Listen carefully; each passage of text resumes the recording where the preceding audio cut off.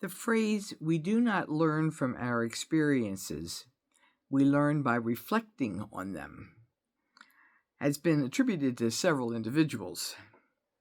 It could very easily be attributed to St. Ignatius of Loyola.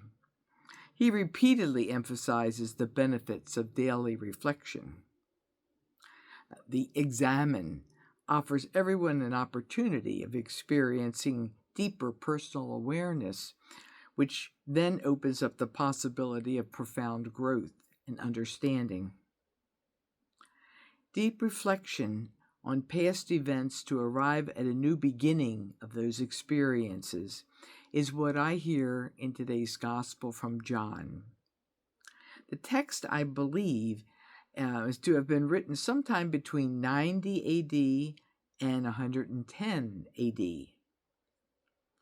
The author, John, is looking back at Jesus' earthly ministry, his death and resurrection, and perhaps wondering why Jesus has not returned yet.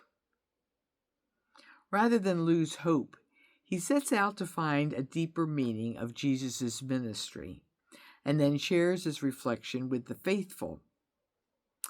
Today's gospel reading seems to be inviting me to explore how this text is still a source of hope, especially given the state of our world today. My reflection begins by exploring the context of the Johannine community, in other words, the community that he was writing to. The Christians had witnessed the destruction of the Temple of Jerusalem and their subsequent alienation from Jewish society, the beheading of the Apostle Paul, and the crucifixion of the Apostle Peter. They were waiting and maybe questioning why the second coming had not yet happened. I imagine any single event of the magnitude of each of these would be enough to rattle the faith for many in the community. The evangelist John is in the midst of these trials. He's personally integrating these experiences, seeking what he needs to maintain hope, as well as what God is inspiring him to write. His reflection leads him to a richer understanding of historical events, and with God's grace, he shares a vision of eternal hope with his community and with us.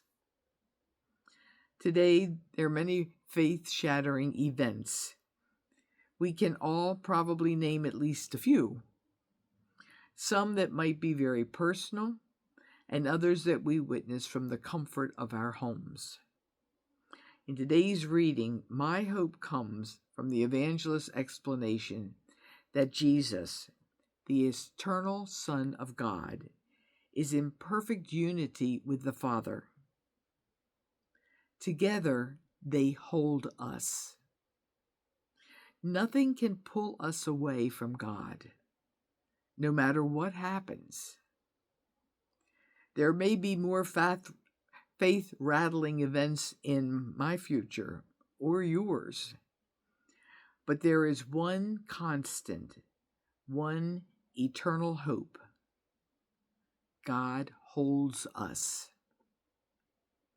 God will not drop us. Or said another way, God has our backs, no matter what happens. No one can take them out of my hand.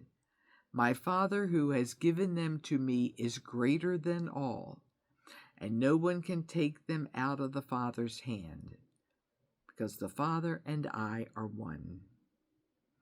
Amen. Alleluia.